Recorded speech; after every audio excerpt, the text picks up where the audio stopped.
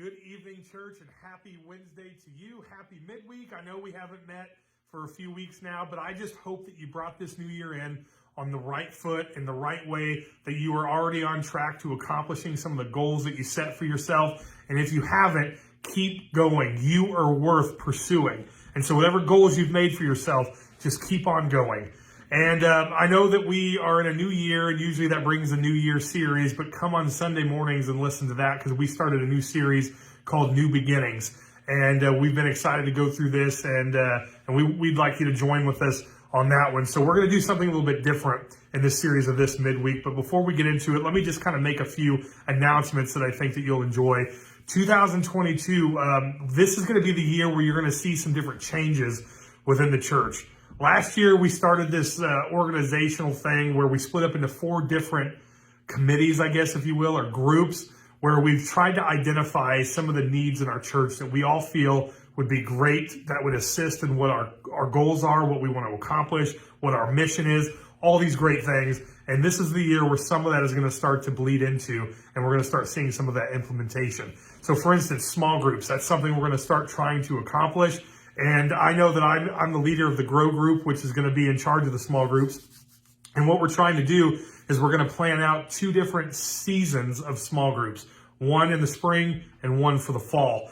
And they're going to be little commitments, 6 to 8 weeks per course, and they're going to be a lot of fun. And so we're currently actively getting ready to start pursuing some of that in more detail. I know we've got the workout plan that we've got going on that's on the table. You could pick up here. We've also got reading the Bible in different phases. And so we know that one size doesn't fit all. So whatever you're trying to accomplish for yourself, we've got 4 different structured reading plans that you could follow along. And I hope that you're taking the challenge to do that. I know for myself personally, I'm committing to listening to the Bible throughout the year. So I want to go cover to cover by listening to it. And what I've noticed so far is that I am capturing things that I wouldn't necessarily have picked up on if I just read it.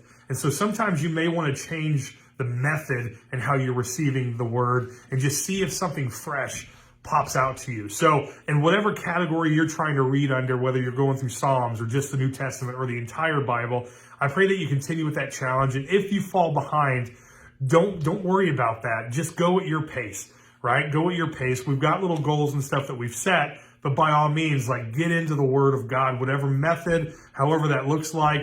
And if you back off and you're not getting what you think you want to get done in a timely manner, don't give up. Just start where you left off and keep going, because at the end of the year, when you start to evaluate your year and how things have gone, ask yourself this question: how far did I get? How far did I get?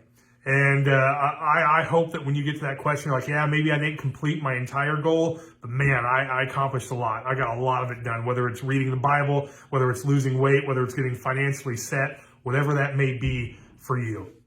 Another big announcement is this Sunday, the 16th, our youth group's going to be starting back up again. And so that's going to take place from 4 to 5:30 every Sunday unless announced otherwise.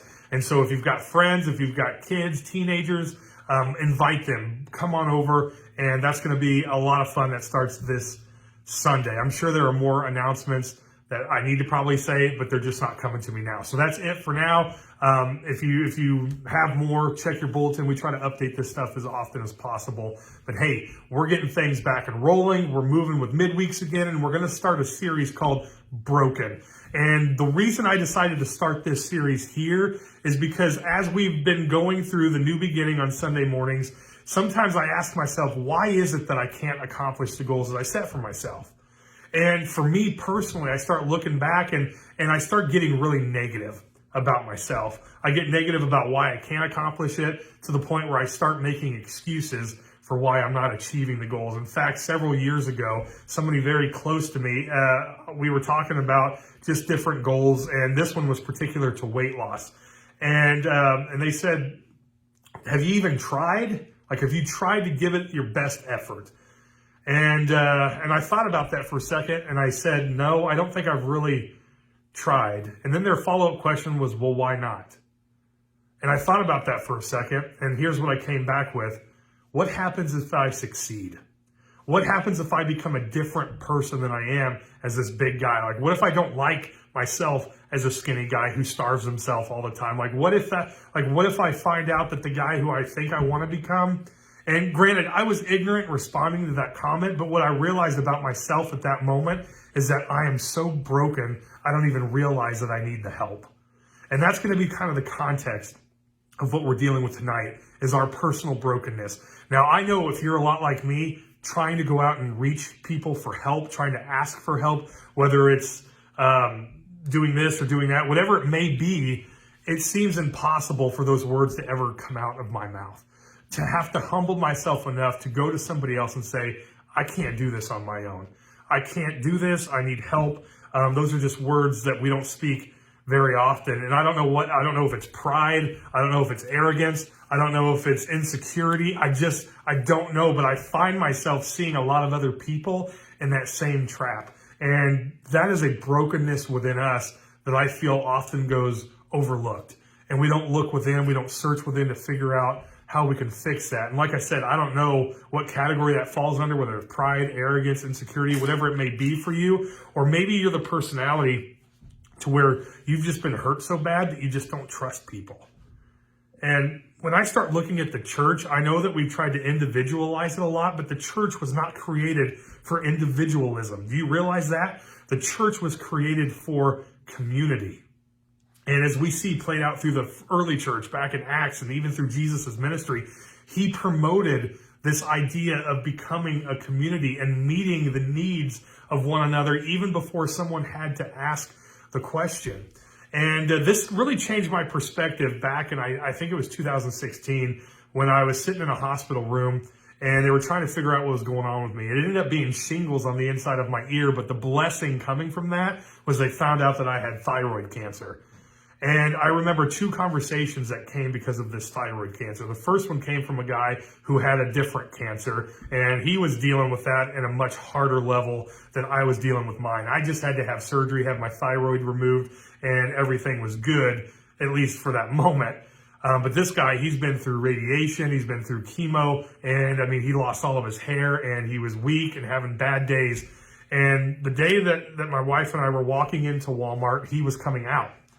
And he came over to me, didn't say a word, and he gave me a great big hug and just started crying on my shoulder. And I knew what he meant without even having to say anything. And so there we are, standing in the middle of a parking lot in Walmart. We're both crying. My wife obviously knows what's going on. She feels this connection. And then he looked at me and he says, nobody's ever going to understand what you're walking through. And he goes, not even me, although I'm walking through cancer myself. Everybody's story is different. But if you need to cry, if you need to cuss, if you need to just vent, call me. And that meant everything to me. The fact that he didn't even really have to say anything. He just hugged me and I knew that he understood, because I was at a point in my life where it didn't make any sense at all. And then another conversation happened just shortly after that one, probably a day or two, maybe a few days, but sometime that week, another guy who was a friend of mine that went to the church I was serving at, he had said, listen, he goes, I know that you're a guy and you feel like you can handle everything on your own. So I'm only going to tell you this once. And he said this with love, although I'm saying it very sternly. He said, if you need help, you need to ask me and I will come and help you. But if you don't ask me, I won't show up. I need you to tell me if you need help. And I got what he was saying. And that one was a little more uncomfortable for me because it took me out of my comfort zone, because I'm not a guy who typically asks for help. I try to manage it. I'll try to grab all the grocery bags myself. I'll try to get it all done in one swoop move and just have it taken care of. But I don't think that that's the mentality that we should have in the church. We should be taking care of one another. And so what Paul writes in Galatians chapter 6, I'm going to read some of it, but then we're going to hit on a few verses that really stand out. And we start with verse 1. It says, brothers and sisters, if someone is caught in sin, you who live by the Spirit should restore that person gently. But watch yourselves, or you may also be tempted. Carry one another's burdens in this way that you will fulfill the law of Christ. So what he's saying is he's recognizing that this was Jesus promoting this idea of living in community, that you and I need to carry the burdens of one another, but be careful. Why? Well, he's about to explain it in verse 3. If anyone thinks that there is something that they are, if anyone thinks that they are something that they are not, they deceive themselves. And each one should test their own actions And then they can take pride in themselves alone without comparing themselves to someone else. For each one should carry their own load. Nevertheless, the one who receives instruction in the word should share all things with their instructor. So what he's saying there is we've got to be careful that when we are looking to help people, that when we are carrying the burdens of one another, it's not about look at me, what I can do. And sometimes we also not help other people because we think that that's beneath us. Like, I'm not going to get into that world. That's too much. Like, I'm not going to stop my car. I'm busy. I've got a meeting to help this lady who's on the side of the road trying to fix a tire. Believe it or not, we have that mentality sometimes. And he says, listen, if that's you, be careful. Verse 7, do not be deceived. God cannot be mocked. A man reaps what he sows, and whoever sows to please their flesh, from their flesh will reap destruction. Whoever sows to please the Spirit, from the Spirit will reap eternal life. Here we go, verse 9. Let us not become weary in doing good, for at the proper time we will reap a harvest if we do not give up. And that's kind of the key of the message tonight. I don't know what you're walking through, and I don't know what brokenness that you're carrying within, but here's the thing. So often, and I'm speaking from experience because this is me, so often you get so close to the finish line, but because you can't see it, because there's too much fog of your life going around, there's too much unknown, even though you're right there at the finish line, you scare yourself into retreating back to what's normal, back to what's comfortable. And when you live in an environment of comfort and what's normal, you never strive to be different, to be better. And that's why for me, over the last several years, I haven't accomplished many of the goals I've set for myself because you get stuck and you get comfortable. And he's challenging us to just see and go beyond and just go a little longer. Don't give up. And if you don't give up and you continue going forth, you're going to see the harvest of what you've been reaping. You're going to see it. But so often we don't make it there because we're afraid of the unknown, and we're not sure of what's going to happen. And therefore we give in to the temptation. We give in and we succumb to whatever it is that we just believe about ourselves. And we just say, well, just let it be. But there is a life that is better for you. And so whatever brokenness is surrounding you in your season of life right now, I want to offer you two things. The same things that these two men offered to me. If you need to cry, I want to cry with you. We may not even have to say anything. You just let your burdens be my burdens, and we will share them together. I will sit and we will listen, and I will talk, and we will laugh, and we will cry, and we will do exactly what Jesus has ordered the church to do, and we will just share the burden of one another and share life together. That's what community is about. But we also can't do that if we're not willing to talk about it. And so I want to say the other part that my friend told me. If you need help, you've got to ask for it. You've got to ask for it. Don't be afraid to reach out to family, to friends, to someone you're close to the ministers of your church, to whoever it is that you feel comfortable enough sharing some of the darkness that you walk through, because we've all lived life long enough to know that we've all been through it. We've all been through some things. And it's not about offering the right advice or anything like that. It's just simply sharing the burden of one another. And I wonder if we can start doing some of that, if this year would be the best year for you. And so, friends, I hope that this year started off well. And if not, hang in there. We're going to do this together. So I hope that you have a great week, and we look forward to seeing you on Sunday.